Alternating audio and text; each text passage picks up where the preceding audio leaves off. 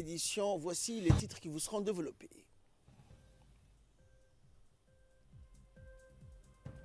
Signature d'une convention de partenariat entre le ministère du Travail et l'Agence nationale pour les personnes handicapées.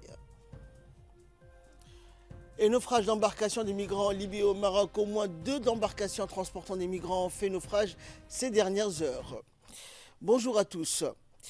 Djibouti s'érige donc le candidat légitime de l'Afrique de l'Est pour le siège non permanent du Conseil de sécurité, a indiqué donc le président de la République. Le président Guelleh donc a, dans le cadre d'une interview récemment réalisée avec le service somali de la Voix de l'Amérique et la VOA à New York, en marge de sa participation aux travaux de la 74e Assemblée générale des Nations unies, décrit notre pays comme étant le candidat légitime de l'Afrique de l'Est pour le siège non permanent du Conseil de sécurité. Le chef de l'État a volontairement donc concédé ce profil à notre pays, eu égard donc au surplus de légitimité et de conformité, notamment procédurale, qui le caractérise par rapport à son principal compétiteur pour ce poste, en l'occurrence le Kenya.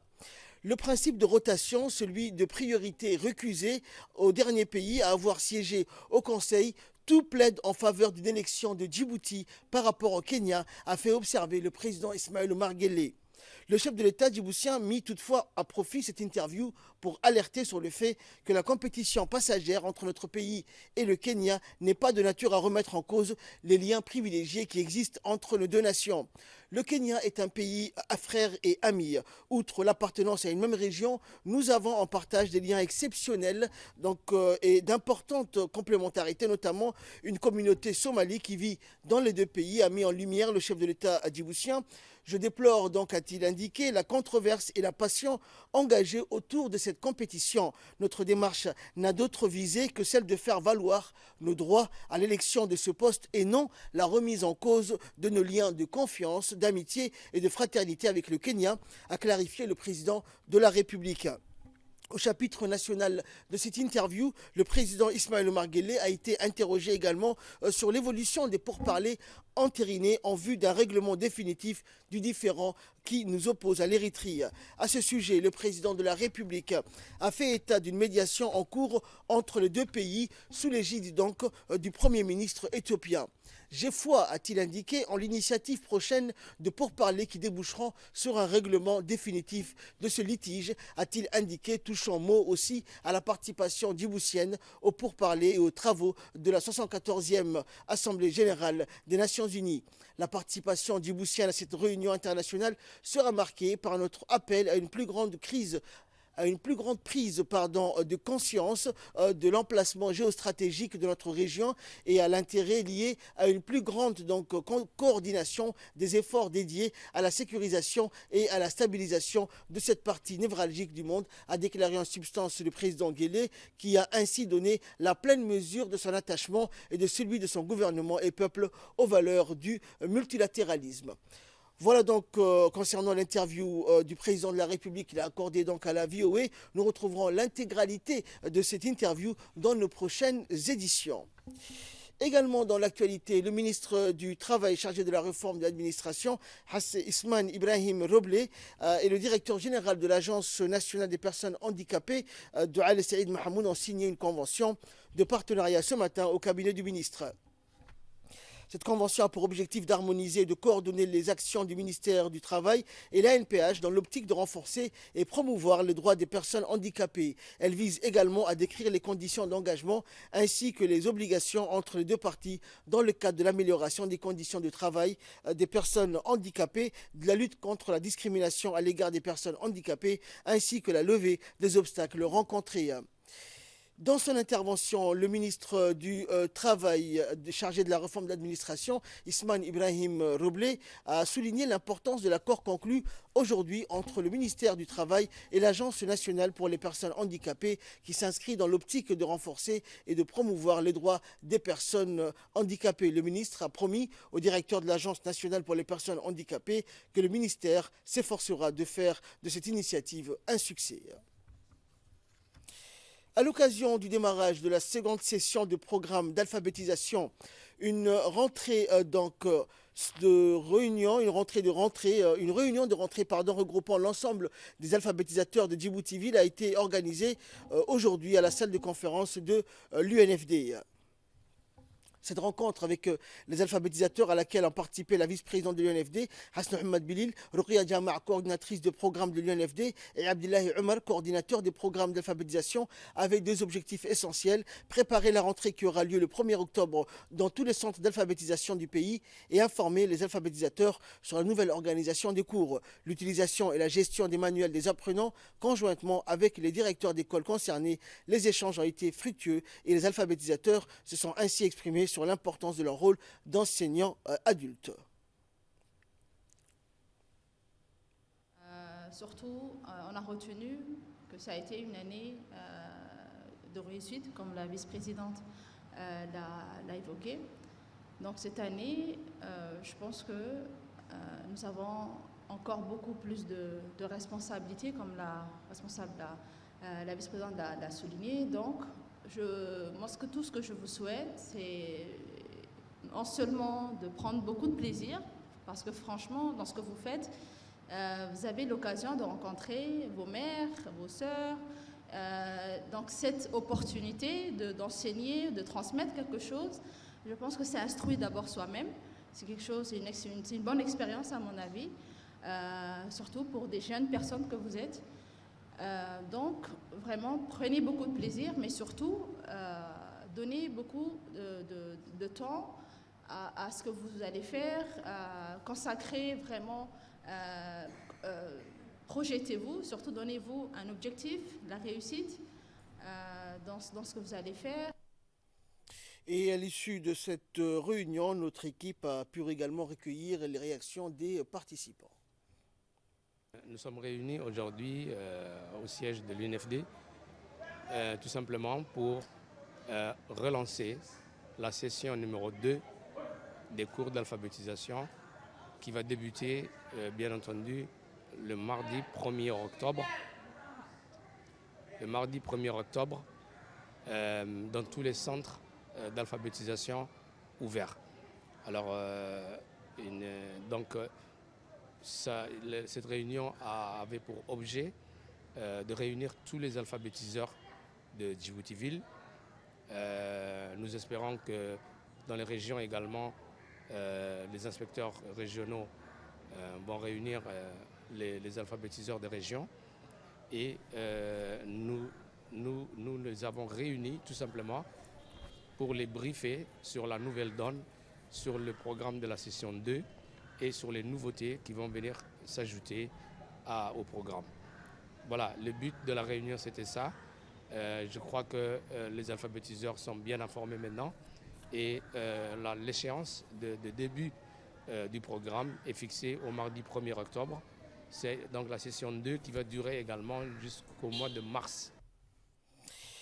Et la région de Dikil a abrité du 15 au 26 septembre dernier un atelier de formation destiné aux moniteurs de l'agro-élevage et aux coordinateurs régionaux issus de l'ensemble du pays et portant sur les bonnes pratiques et techniques de production végétale et animale ainsi que sur la santé animale et la gestion des sols et de l'eau en République de Djibouti. Au total, 20 moniteurs et 5 coordinateurs régionaux représentant toutes les régions du pays ont pris part à cette formation initiée par le ministère de l'Agriculture en partenariat avec la FAO, avec l'assistance financière de l'Union européenne et qui s'est déroulée dans la ferme agricole de Djamagedi, située à Harrou, à proximité de la ville de Dikil.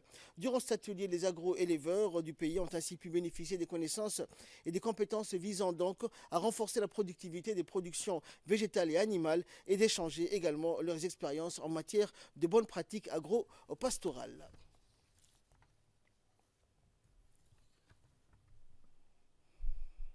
Vous avez été formé, vous avez suivi une formation de deux semaines sur les techniques locales développées par Djamagedi, comme on dit notre docteur, le docteur local.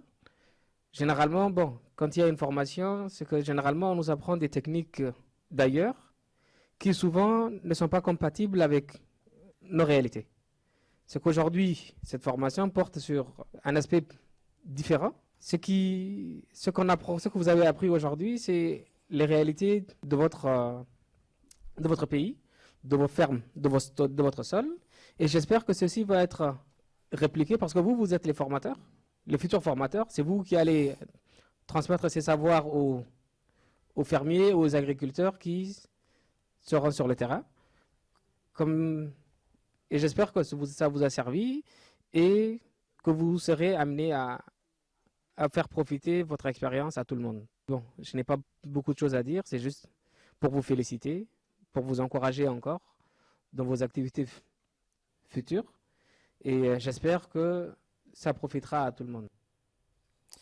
Nous restons à Dikil, où un groupe d'une dizaine de médecins spécialistes, conduits par le directeur du bureau régional du comité africain de secours de l'État du Koweït, Abdelghani Al-Ghoureichi, s'est rendu hier donc au centre médico-hospitalier de la région de Dikil. La direction de l'hôpital Al-Rahma a organisé donc hier une coopération étroite avec le ministère de la Santé à Dikil, une journée médicale en faveur des populations de la région. Le but de cette caravane médicale était de fournir des soins médicaux pour les personnes malades ou souffrantes.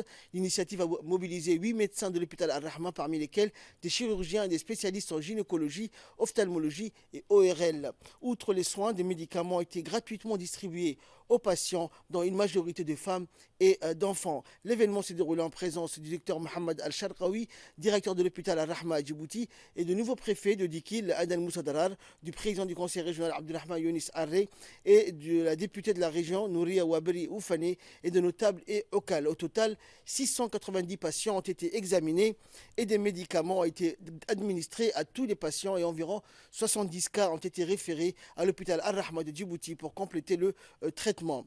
Rappelons que les personnes âgées et les cas nécessiteux seront évacués à l'hôpital Al-Rahma de Djibouti-Ville. Et le préfet de la région et président du conseil régional ont salué donc cette bonne initiative de l'hôpital Al-Rahma qui a permis à des dizaines d'habitants de la région de bénéficier de traitements et de médicaments.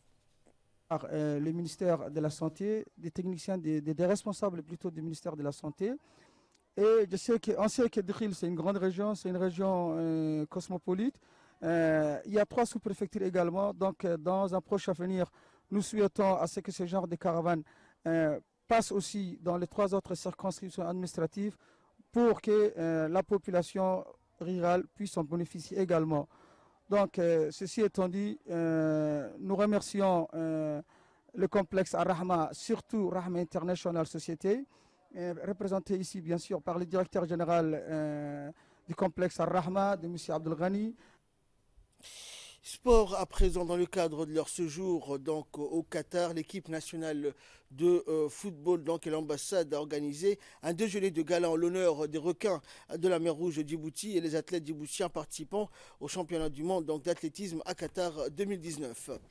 La cérémonie de réception s'est déroulée à l'hôtel Ratana City Center et à leur arrivée, la délégation djiboutienne a été accueillie par le chargé d'affaires de l'ambassade de Djibouti à Qatar, Zahra Hassan Cher, et par les employés, donc le personnel de l'ambassade. Lors de cette réception, la chargée d'affaires de l'ambassade a félicité l'équipe nationale de football après avoir pris donc leur ticket pour la phase de poule de la qualification pour la Coupe du Monde 2022 qui se déroulera au Qatar. Madame Zahra a souhaité à l'équipe donc nationale de poursuivre dans cette nouvelle perspective afin d'atteindre le sommet du football mondial et africain ainsi que pour les athlètes djiboutiens.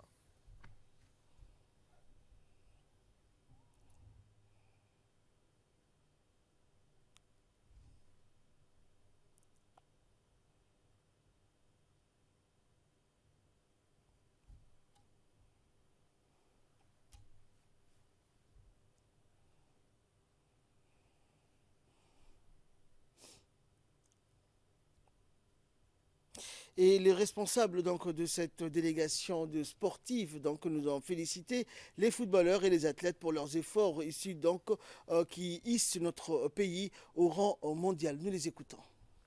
Vraiment, sincèrement, remercier Madame la chargée d'affaires qui a joué un rôle d'animatrice pendant notre séjour.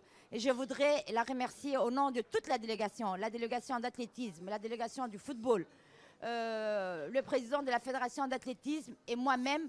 Un grand merci à Madame Zahra et son équipe. Moi, personnellement, je suis de passage. Je suis ici pour 2 jours sur l'invitation de l'émir. Et l'idée est venue de l'ambassade de nous regrouper pour qu'on puisse partager un déjeuner mémorable. Et pour moi, en tant que membre du CIO, c'est très, très, très important.